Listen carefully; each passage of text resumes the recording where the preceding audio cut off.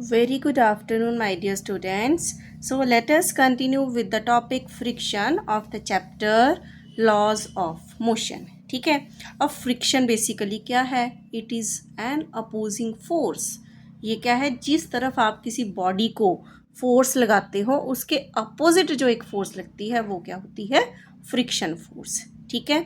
So it is an opposing force that comes into play whenever a body moves or tends to move over the surface of another body.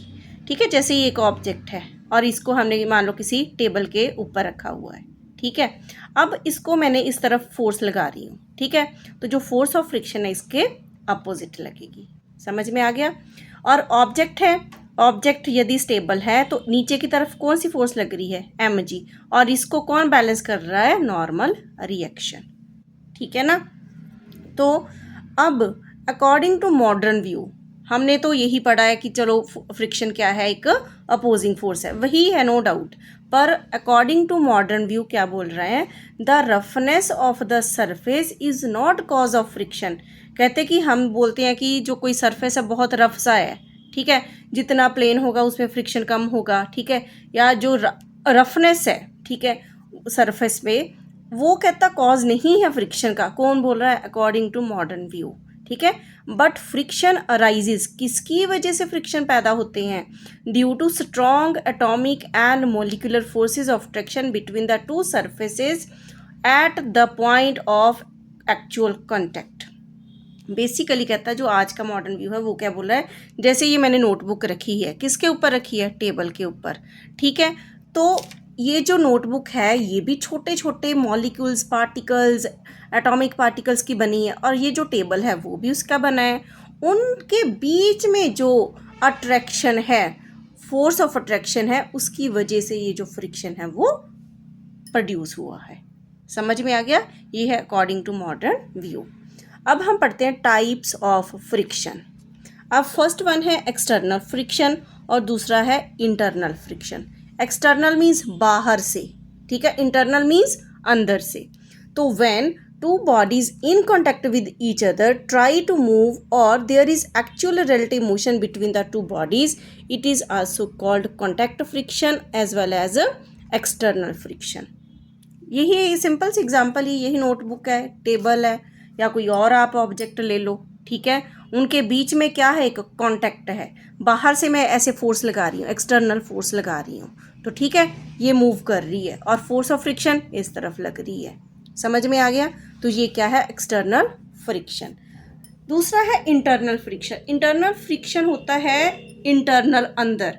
जैसे कि हम कोई liquid लेते हैं, पानी. ठीक है. पानी ले लो, ऑयल ले लो, कुछ और ले लो, कोई भी लिक्विड ले लो. उनकी लेयर्स के बीच में, पानी की जो लेयर्स हैं या किसी लिक्विड की लेयर है, उनके बीच में जो एक फोर्स क्रिएट होती है उनके मॉलिक्यूल्स के बीच में, उस फोर्स को, उस फ्रिक्शन को क्या बोलते हैं? Internal friction. और बेसिकली इनको क्या बोला जाता है? Viscosity of the liquid. ठीक है. लिक्विड में क्या होती है? विस्कोसिटी. और यदि हम सॉलिड्स की बात करें तो उसमें बोलते हैं फ्रिक्शन. ठीक है. Friction that arises on account of the relative motion between every two layers of the liquid. This friction is also called as viscosity of the liquid. I hope you understand up to this. Next है types of external friction. अब है next types of external friction. Number one is static friction और दूसरा है kinetic friction. ठीक है. मान लेते हैं हम कोई बड़ा सा बॉक्स ले लो. ठीक है. भारी सा बॉक्स है, आप उसको धक्का लगा रहे हो. ठीक है. बहुत धक्का लगा रहे हो, उसको फोर्स तो लगा रहे हो पर वो मूव नहीं हो रहा. वो जो स्टैटिक फ्रिक्शन है वो उसको बैलेंस बना के रखता है कि लगा ले तू जितना जोर. एक लिमिट होती है ना हर चीज़ की. तो वो हमसे मूव नहीं हो रहा. तो वो जो लिमिट है उसको बोलते हैं हम स्टैटिक फ्रिक्शन, कि ये स्टैटिक फ्रिक्शन. और जब वो लिमिट क्रॉस हो जाती है कि ज़्यादा से ज़्यादा हमने ज़ोर लगा दिया, वो होता है लिमिटिंग फ्रिक्शन. ठीक है. यदि कोई ऑब्जेक्ट जब वो मूव करना शुरू कर देती है तो जो स्टैटिक फ्रिक्शन है वो किस में कन्वर्ट हो जाता है? काइनेटिक फ्रिक्शन में, ठीक है। जैसे आप इसको लगाते रहो, फोर्स लगाते रहो, ये मूव नहीं हुआ, ठीक है। उसके बाद एक ऐसा पॉइंट आता है जब एक उसकी लिमिट क्रॉस हो जाती है कि अब बस फ्रिक्शन ख़त्म हो जाता है, जो लिमिट होती है, ठीक है। तो जो बॉडी है वो मूव करना शुरू हो जाती है, तो स्टैटिक फ्रिक्शन किस में कन्वर्ट हो जाता है? काइनेटिक फ्रिक्शन में। समझ में आ गया? तो ये देखो क्या है static friction. It is the force of friction that exactly counter balance the, जो क्या करता है? काउंटर बैलेंस किसको? Applied force during stationery state of a body. यदि कोई बॉडी स्टेशनरी स्टेट पे है और उसको हम धक्का लगा रहे हैं, फोर्स लगा रहे हैं, तो वो जो फ्रिक्शन है उसको बैलेंस करता है, उस फोर्स को अपोज करता है, तो वो क्या आ गया आपका? Static friction. It is noted that when there is no applied force there is no static friction. यदि आप फोर्स ही नहीं अप्लाई करते हो, ऐसे ही मतलब ऑब्जेक्ट ऐसे ही खड़ी है, ठीक है, स्टेबल है, तो आप फोर्स ही नहीं अप्लाई करते हो, तो कोई भी वहाँ पे स्टैटिक फ्रिक्शन नहीं होगा। स्टैटिक फ्रिक्शन कब होगा? When you will apply the force, then static friction will come into existence. Clear? उसके बाद है लिमिटिंग फ्रिक्शन।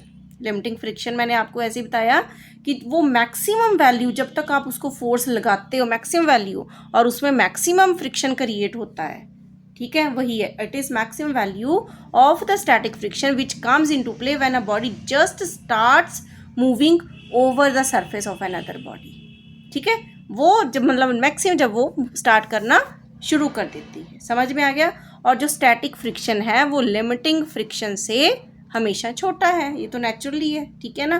तो स्टैटिक फ्रिक्शन लेस देन या equal to F S maximum, it is a limiting friction, ठीक है। Limiting friction means maximum value of static friction. I hope you understood. Next is kinetic और dynamic friction. यही बात कि जब वो move करना शुरू कर देती है तो वो क्या आ जाता है? काइनेटिक और dynamic friction. The force of friction that comes into play when a body actually moves over the surface of another body, that is kinetic, ठीक है। Next one, types of kinetic friction. पहले हमने क्या पढ़ा? Friction, फिर उसकी definition पढ़ी, फिर उसकी टाइप्स पढ़ी। कौन कौन सी थी? एक्सटर्नल और इंटरनल, ठीक है। एक्सटर्नल को और क्या बोलते हैं? Contact friction. कॉन्टैक्ट की आगे टाइप्स पढ़ी, कौन कौन सी थी? स्टैटिक, लिमिटिंग और काइनेटिक।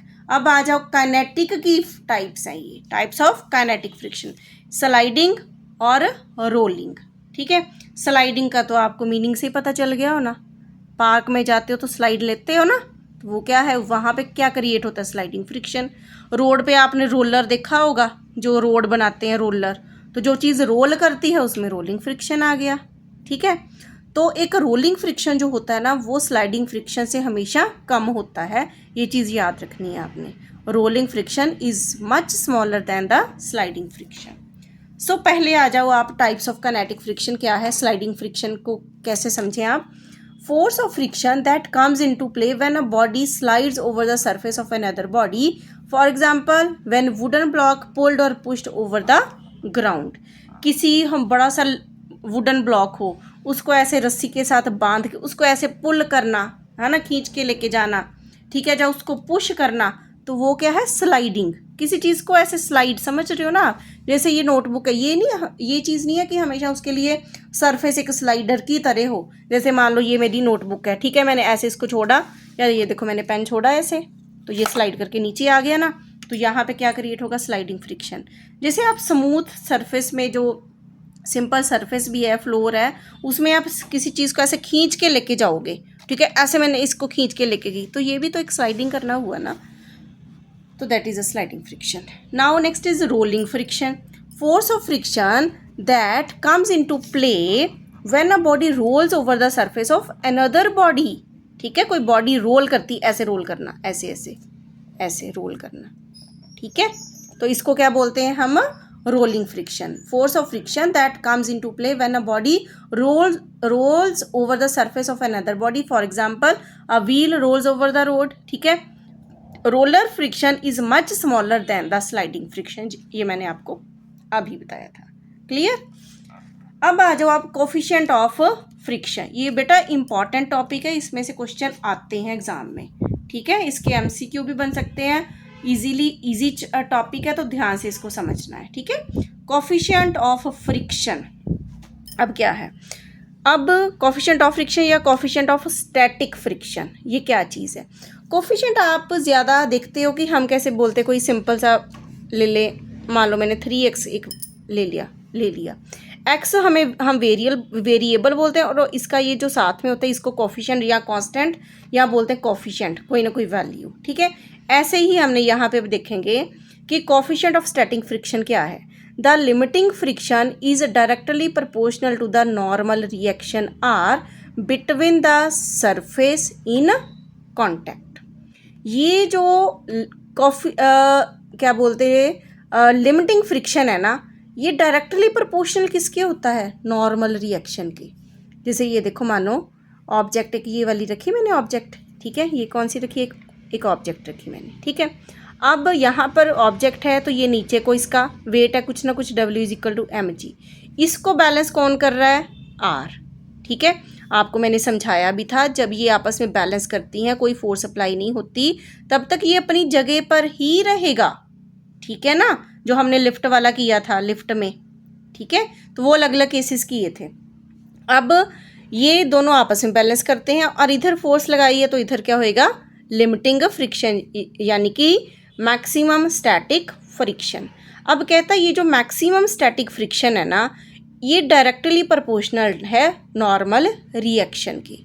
इसका मतलब क्या होता है, यदि इसकी वैल्यू ज़्यादा है तो इसकी वैल्यू भी ज़्यादा। ये जो डायरेक्टली प्रोपोर्शनल होता है ना, इसका मीनिंग क्या होता है कि यदि इसकी वैल्यू बढ़ रही है तो इसकी वैल्यू भी बढ़ेगी, इसकी कम हो रही है तो इसकी भी कम हो रही है। क्लियर। अब सो एफ एस मैक्सिमम, जब ये प्रोपोर्शनैलिटी हम ख़त्म करते हैं तो ये इक्वल टू क्या आ जाता है, म्यू एस आर। आपने एक ओहम्स लॉ भी पढ़ा होगा, है ना, current is directly proportional to voltage.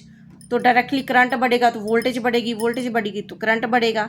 तो एक प्रोपोर्शनैलिटी कांस्टेंट आता है आर, है ना, रेजिस्टेंस। ऐसे ही यहाँ पे भी ये जो लिमिटिंग स्टैटिक फ्रिक्शन है ये डायरेक्टली प्रोपोर्शनल है आर के, दैट इज नॉर्मल रिएक्शन। तो जब ये प्रोपोर्शनैलिटी खत्म होता है तो ये एक सिंबल आता है म्यू एस। इसको क्या बोलते हैं, म्यू एस, म्यू और साथ में S. Mu S is called coefficient of static friction, ठीक है। अब आर की वैल्यू हमें पता है क्योंकि ये आपस में बैलेंस करते हैं, तो आर क्या है, mg। इसका मतलब ये जो म्यू एस है इक्वेशन 1 से, म्यू एस हमारे पास क्या है, F S maximum upon R. तो आर की वैल्यू हमने क्या पुट कर दी यहाँ पे, mg। तो ये किसकी वैल्यू है, coefficient of static friction is the ratio of limiting friction to the normal reaction between two surfaces. It has no unit. ये चीज़ याद रखनी है, कोफिशिएंट ऑफ स्टैटिक फ्रिक्शन, क्योंकि एक कांस्टेंट होता है ना, एक वैल्यू होती है, तो इसकी कोई यूनिट्स नहीं है, ठीक है। आपको थोड़ा सा मैं लिख के भी बता देती हूँ। ये देखो क्या है, ऐसे क्या होता है, एक ये हमने एक सरफेस ले लिया, उसके ऊपर एक ऑब्जेक्ट रखी, यहाँ पे हमने मान लिया कि इसका जो वेट है W, नीचे एक्ट कर रहा है mg और ऊपर की तरफ नॉर्मल रिएक्शन, इधर को फोर्स लगाई हमने तो इधर को क्या लग रहा है, मैक्सिमम स्टैटिक फ्रिक्शन। अब ये जो मैक्सिमम स्टैटिक फ्रिक्शन है ये डायरेक्टली प्रोपोर्शनल किसके है, आर के। तो इसका मतलब ये क्या बन गया, प्रोपोर्शनैलिटी ख़त्म तो म्यू एस आर। तो हमें तो म्यू एस चाहिए ना कोफिशिएंट, तो म्यू एस इधर को लिख दो, एफ एस मैक्सिमम, नीचे क्या आ गया, आर। अब ये आर किसके अपोजिट है, W इक्वल टू mg के। इट मीन्स म्यू एस की वैल्यू क्या आ गई, F S maximum that is mg। ये किसकी वैल्यू है, कोफिशिएंट ऑफ स्टैटिक फ्रिक्शन, ठीक है। It has no units. अब ये डिपेंड किसके ऊपर करता है, इट इज़ अ इम्पॉर्टेंट, ये डिपेंड किसके ऊपर करता है, ठीक है। पहला है nature of surface in contact, कैसे सरफेस के साथ उसका कॉन्टैक्ट है, ठीक है। ये ऑब्जेक्ट का किस तरह के सरफेस के साथ उसका कॉन्टैक्ट है उसके ऊपर डिपेंड करता है कि उसका कोफिशिएंट ऑफ फ्रिक्शन कितना होगा। क्या वो ड्राई है, क्या वो वेट है, क्या वो रफ है, एट्सेट्रा, ठीक है। Second, material of the surface in contact, ये जो सरफेस है जिसके साथ ऑब्जेक्ट कॉन्टैक्ट में है उसका मटेरियल कैसा है। और third, temperature of surfaces in contact, इन दोनों का टेम्परेचर क्या है, इन तीन चीज़ों के ऊपर डिपेंड करता है क्या, कोफिशिएंट ऑफ स्टैटिक फ्रिक्शन, ठीक है। ये कुछ वैल्यूज़ है, यू हैव टू रिमेंबर। जैसे यदि हमने कोई टेबल लिया, उसको पॉलिश किया, ठीक है, कोई पॉलिश्ड मेटल है या कोई मेटल ले लो, उसको पॉलिश किया, उसका जो कोफिशिएंट ऑफ फ्रिक्शन की वैल्यू कितनी है? 0.2, ठीक है। सेकंड है फॉर टू लुब्रिकेटेड सरफेसेस। कोई सरफेस है, लुब्रिकेशन क्या समझते हो आप? जैसे ग्रीस वगैरह देनी हमने, कोई ऑयल वगैरह लगा देना। जब आप किसी सरफेस के ऊपर कोई ऑयल वगैरह लगा देते हो तो उसका जो कोफिशिएंट ऑफ फ्रिक्शन की वैल्यू होती है वो 0.1 के करीब होती है। तीसरा for two smooth wooden surfaces. यदि दो वुडन सर्फेस है और बिल्कुल स्मूथ है वो, उनका जो कोफिशिएंट ऑफ फ्रिक्शन है वो किसके किसके बीच में लाई करता है? 0.2 से लेके 0.5 तक, ठीक है। ये चीज़ें ये आपने याद कर लेनी है। Okay, so now come to the next page. Next is coefficient of kinetic friction. जैसे कोफिशिएंट ऑफ स्टैटिक फ्रिक्शन है ना, सेम वैसे ही है। इसको हम रिप्रेजेंट करेंगे कोफिशिएंट ऑफ स्टैटिक, जो kinetic coefficient of static friction को हम रिप्रेजेंट करेंगे म्यू के साथ, ठीक है। अब जो काइनेटिक फ्रिक्शन है उसको रिप्रेजेंट करेंगे हम एफ के साथ। किसके साथ? एफ के साथ। जैसे ये जो स्टैटिक फ्रिक्शन है आर से आर के प्रोपोर्शनल है ना, ऐसे ही ये भी डायरेक्टली प्रोपोर्शनल टू है आर। तो ये जो प्रोपोर्शनलिटी साइन खत्म होता है तो इसकी जगह क्या आ जाएगा? म्यू के आर। तो हमें क्या चाहिए? म्यू के, और ये नीचे आ जाएगा एफ के अपॉन आर, और आर हमें पता है क्या है? एम जी, ठीक है। तो ये क्या आ गया? म्यू के इज इक्वल टू एफ के अपॉन एम जी। ये किसकी वैल्यू आ गई? कोफिशिएंट ऑफ काइनेटिक फ्रिक्शन, ठीक है।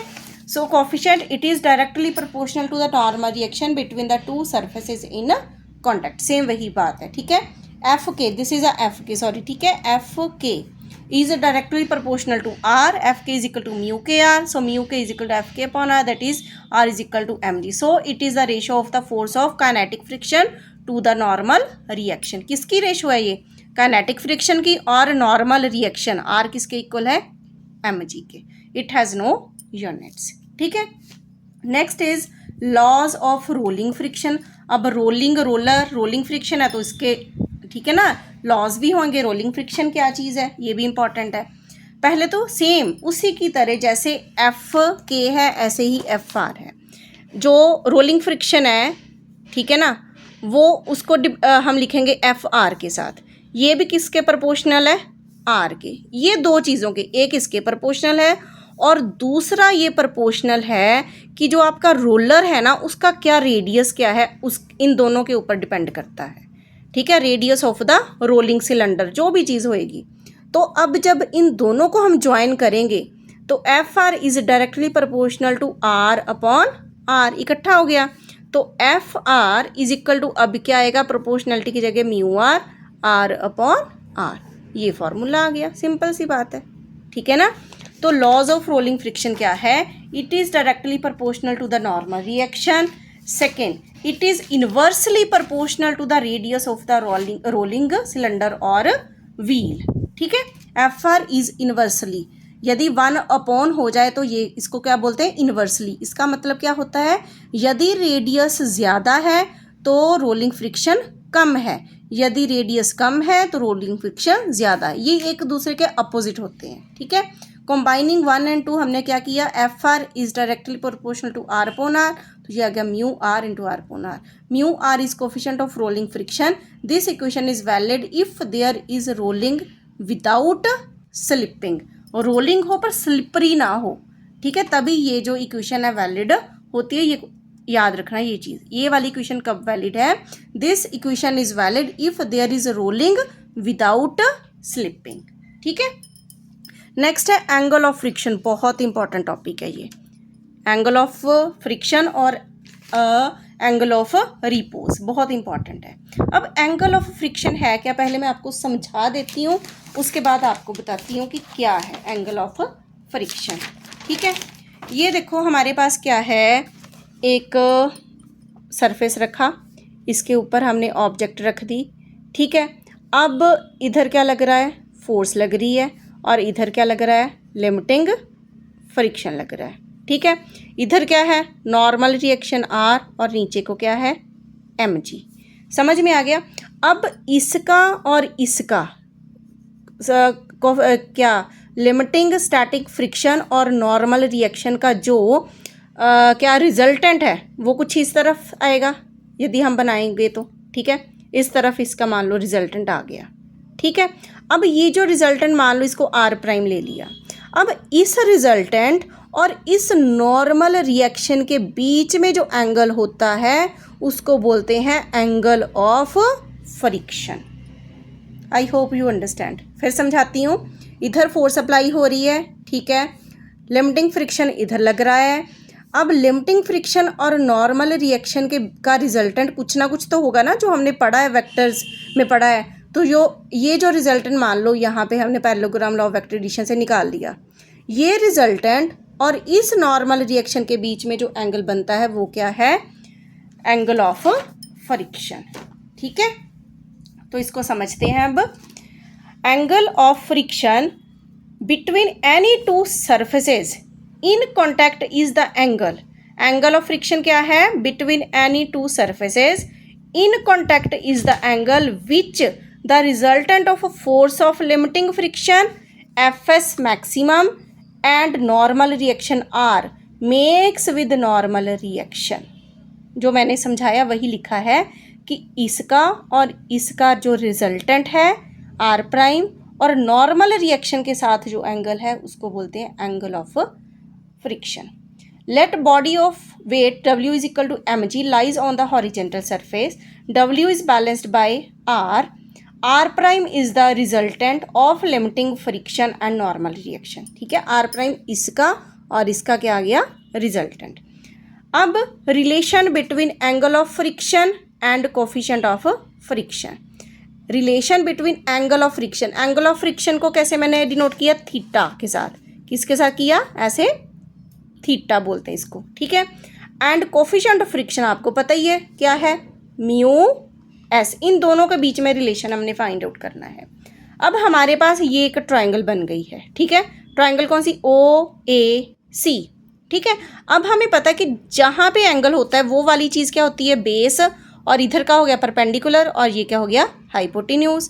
तो ट्रायंगल कौन सी ली हमने, ओ ए सी। इसको हमने ऐसे बना दिया, ठीक है, क्योंकि मैंने क्या बताया, थीटा के साथ जो होगा वो बेस होगा, तो ऐसे बना दिया इसको। ये बेस है, ये परपेंडिकुलर है। अब टेंजेंट थीटा क्या होता है, परपेंडिकुलर अपॉन बेस। परपेंडिकुलर क्या है, ए सी अपॉन ओ ए, ठीक है। अब ये जो ए सी है, ए सी, हमारे पास ए सी की तो वैल्यू है नहीं, हमारे पास किसकी वैल्यू है, ओ बी की वैल्यू है, क्योंकि इधर फोर्स लग रही है कौन सी, लिमिटिंग स्टैटिक फ्रिक्शन, ठीक है ना, मैक्सिमम स्टैटिक फ्रिक्शन बोल सकते हैं इसको। तो ए सी क्या है, ओ बी के बराबर, ओ बी क्या है, एफ एस मैक्सिमम। अब हमारे पास ओ ए क्या है, resultant, sorry normal reaction, that is R. But F S maximum upon R, ये क्या पढ़ा हमने, याद करो कुछ, static coefficient of static friction mu S, ये पढ़ा है ना, यही चीज़ हमने पढ़ी है। म्यू एस क्या है, F S maximum upon R. इसका मतलब ये जो टेंजेंट थीटा है ये क्या है, म्यू एस के बराबर, ठीक है। तो relation between angle of friction and coefficient of friction क्या है, mu S is equal to tangent theta. बहुत इंपॉर्टेंट है ये, ठीक है। So coefficient of static friction between any two surfaces in contact is equal to the tangent of the angle of friction between them. Clear. Next is angle of repose. अब angle of Repos करना है, ये भी बहुत important है। It is the minimum angle made by the inclined plane with the horizontal surface such that the body placed on it just starts sliding down. अब जो angle of friction है वो तो हमारा निकल गया एक सिंपल हॉरिजेंटल सरफेस के हेल्प के साथ।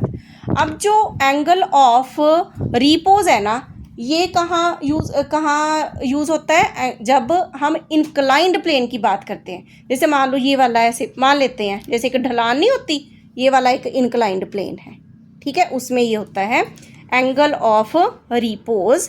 It is a minimum angle made by the inclined plane with the horizontal surface such that body placed on it just starts sliding down.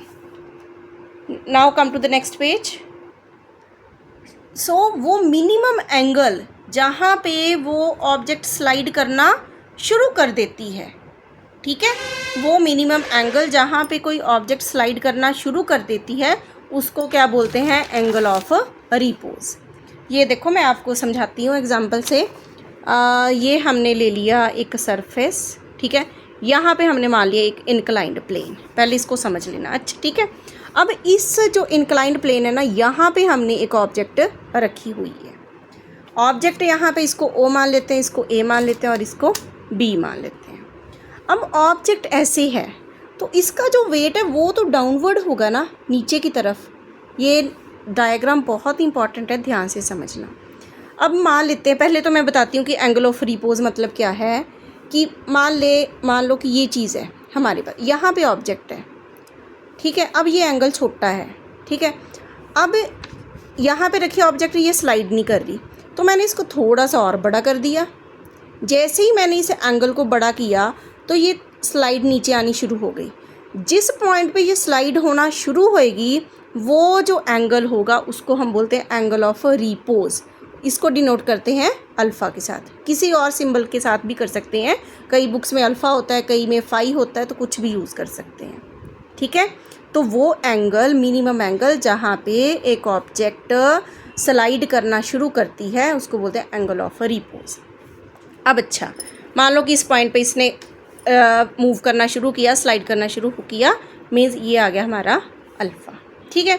अब ये ऑब्जेक्ट है, इसने तो डाउनवर्ड ही अपना जो वेट है वो नीचे की तरफ ही होगा ना, तो ये जो आ गया एम जी, ठीक है, नीचे की तरफ।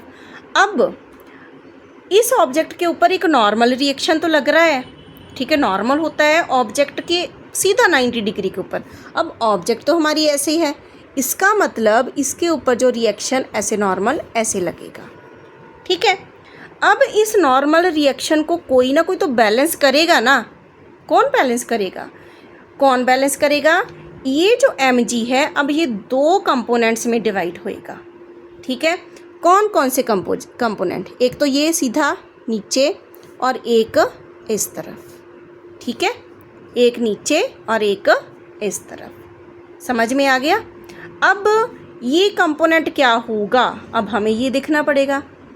अब ये एंगल तो अल्फ़ा है, ठीक है, ये एंगल भी अल्फ़ा होगा, ये एंगल भी अल्फ़ा होगा। अब ये कैसे अल्फ़ा होगा, ये ध्यान से समझना। ये दो लाइनें हैं, इनके बीच में एंगल क्या है? अल्फ़ा, ठीक है। अब इस पॉइंट से ये इस लाइन के ऊपर, यहाँ पे समझाती हूँ, ऐसे ये एंगल अल्फ़ा है। इस लाइन के ऊपर ये जो नॉर्मल रिएक्शन है, ये कितने का एंगल है? 90 डिग्री का, ठीक है। इस पॉइंट पे नीचे को क्या एक्ट कर रहा है?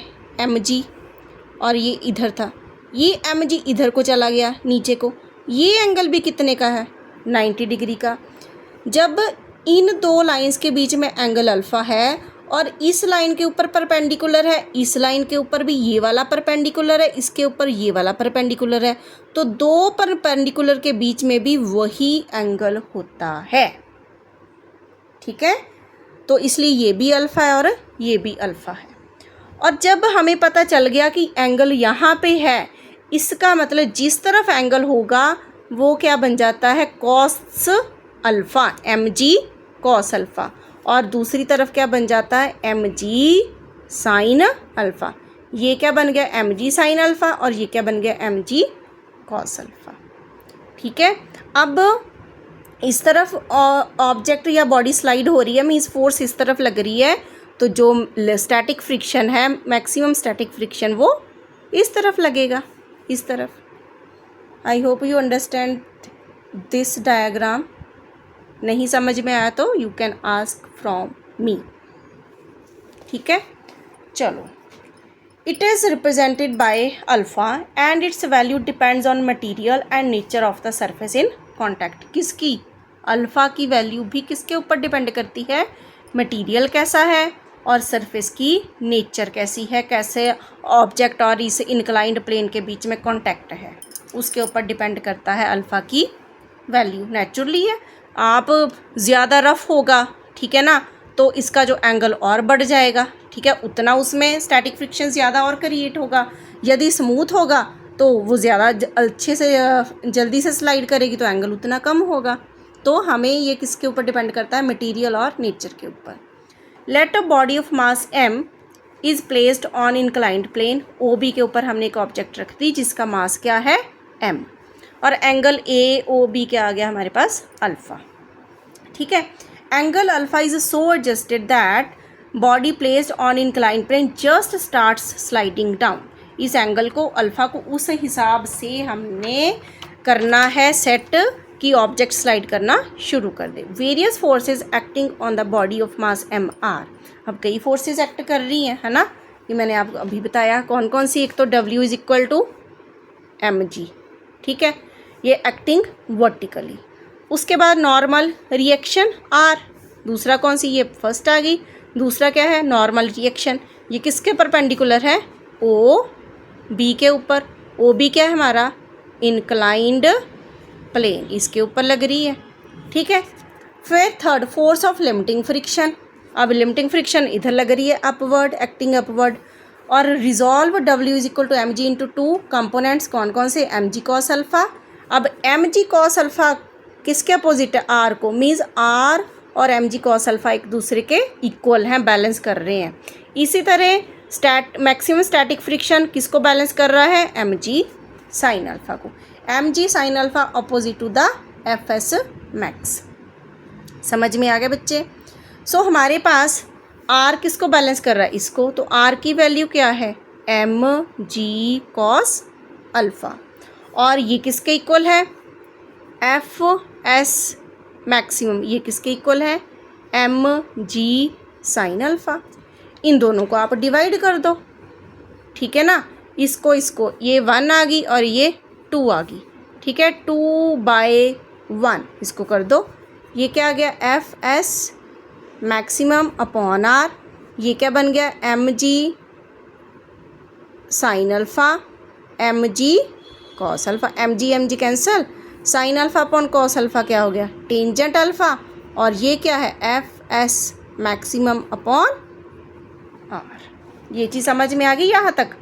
अब F S maximum upon R क्या है याद रखो, ठीक है, यहाँ तक समझ में आ गया ना। आर क्या है M G cos alpha, F S maximum M G sine alpha, फिर हमने डिवाइड कर दिया। 1 को 2 के साथ नहीं करना, नहीं तो कॉस अल्फ़ा साइन अल्फ़ा क्या बन जाएगा कॉट।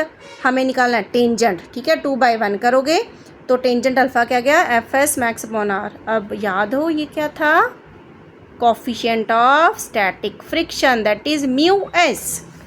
तो F S maximum upon R क्या है म्यू एस, इसका मतलब टेंजेंट अल्फ़ा किसके बराबर आ गया म्यू एस के। तो अभी हमने एंगल ऑफ फ्रिक्शन में क्या पढ़ा, म्यू एस किसके बराबर है टेंजेंट थीटा के, ठीक है। तो ये म्यू एस इसका मतलब टेंजेंट अल्फ़ा किसके इक्वल आ गया टेंजेंट थीटा के। दोनों टेन टेंजेंट, तो अल्फ़ा क्या आ गया थीटा के इक्वल। तो ऐसे हमें क्या पता चलता है कि angle of repose is equal to angle of friction. समझ में आ गया। आप क्वेश्चन किसी भी तरीके से आप डाल सकते हैं, ठीक है। प्रूव करो how angle of friction is equal to angle of repose, find the expression for angle of friction, find the expression for angle of repose. तो आपने अच्छे से ये करना है, ये चीज़ याद रखनी है कि ये एंगल अल्फ़ा है तो ये भी एंगल अल्फ़ा है। क्यों अल्फ़ा है अल्फ़ा, क्योंकि ये दो लाइनों के बीच में अल्फ़ा है। इस लाइन के ऊपर ये परपेंडिकुलर है, इस लाइन के ऊपर इसको मैं एक्सटेंड कर दूँ तो ये परपेंडिकुलर है, मीन्स ये भी परपेंडिकुलर लाइन, ये भी परपेंडिकुलर लाइन, इन दोनों के बीच में भी एंगल क्या होगा सेम होगा, ठीक है। ये एक मैथमेटिक्स कॉन्सेप्ट है, नहीं समझ में आता तो आप ऐसे भी याद कर सकते हो, वैसे समझ आना चाहिए, ठीक है। उसके बाद है मेथड्स ऑफ रिड्यूसिंग फ्रिक्शन। अब फ्रिक्शन को रिड्यूस कैसे कर सकते हैं, है ना। जैसे हमारे डोर्स वगैरह होते हैं, इनमें वो लग जाती है ना रस्ट, है ना, तो या कुछ और चीज़ ख़राब हो जाए तो हम ऑयल वगैरह लगाते हैं ना, तो फ्रिक्शन को कैसे रिड्यूस किया जाए उसके मेथड्स हैं। तो सिंपल है, फर्स्ट वन बाय पॉलिशिंग, हम पॉलिश कर सकते हैं। गेट वगैरह होते हैं हम उनको पॉलिश कर देते हैं ना, by polishing surface becomes smoother. By lubrication to reduce the friction, lubricants like oil grease etcetera can be used, ठीक है। बाय स्ट्रीम लाइनिंग, जैसे एरोप्लेन होते हैं, उनके जो वो पर होते हैं, है ना, एरोप्लेन के, वो भी कैसे बनाए जाते हैं, एक आगे से शार्प होते हैं। जहाँ हमारे शिप्स होते हैं, है ना, समुद्री जहाज़, ठीक है, समुंदर में जो चलते हैं, तो वो भी किस टाइप में होते हैं, एक जैसे बर्ड की चोंच नहीं होती, ये कॉन्सेप्ट वहीं से लिया गया है कि हमने नेचर में देखा कि हम ये चीज़ें कैसे बना सकते हैं। तो ये ऐसे मछली है, वो ऐसे स्ट्रीम लाइन उसकी भी शेप होती है, ताकि वो जो पानी का फ्रिक्शन है उसको ख़त्म कर सके, विस्कोसिटी को, तभी वो अच्छे से स्विम कर सकते हैं। ऐसे ही जो एरोप्लेन है उसकी शेप ऐसी होती है, वो एयर फ्रिक्शन को ख़त्म कर सके। तो friction due to air is reduced by streamlining the shape of body by making sharp in front. ठीक है। Fourth one, using ball bearing. जैसे हम साइकिल चलाते हैं ना, तो साइकिल के अंदर भी, कोई भी व्हीकल और भी ले लो आप, उनके अंदर कुछ ऐसी चीज़ें होती हैं जिससे वो स्लाइडिंग फ्रिक्शन कन्वर्ट होता है, कम होता है। Using ball bearing, since rolling friction is less than sliding friction, so to convert sliding friction to rolling friction ball bearings are used. मैंने आपको पहले भी बताया कि जो स्लाइडिंग फ्रिक्शन है वो ज़्यादा होता है रोलिंग फ्रिक्शन के एज़ कम्पेयर टू। तो अब साइकिल जब हमने कोई चलाना है, उसके टायर के अंदर कुछ ऐसे बॉल्स लगा दिए जाते हैं, ठीक है, ये जो बॉल्स होती हैं, ठीक है। जब साइकिल चलता है ना, तो ये भी ऐसे रोल करती हैं, तो जो स्लाइडिंग फ्रिक्शन है वो कन्वर्ट किस में हो जाता है, रोलिंग फ्रिक्शन में, जिसकी वजह से जो साइकिल है हमारा स्मूथली चलना शुरू हो जाता है, ठीक है। तो इसके फ़ायदा क्या होता है कि जो हमारी एनर्जी है वो सेव होती है। दूसरा, हमारा जो हीट प्रोड्यूस होती है वो कम प्रोड्यूस होती है, और जो हमारा ऑब्जेक्ट है वो स्मूथ वे से वो चलना शुरू हो जाता है, ठीक है। ये है यूजिंग बॉल बेयरिंग। समझ में आ गया? So this is your topic friction, और ये टॉपिक बच्चे अच्छे से समझना, पढ़ाई करनी अच्छे से। तो take care, bye bye and so kindly, यदि आप मेरी वीडियो देख रहे हो तो आपकी जो मुझे मोटिवेशन मिलनी है वो यहीं से मिलनी है कि आप मेरे चैनल को सब्सक्राइब करो, लाइक करो, शेयर करो। Thank you, have a great day.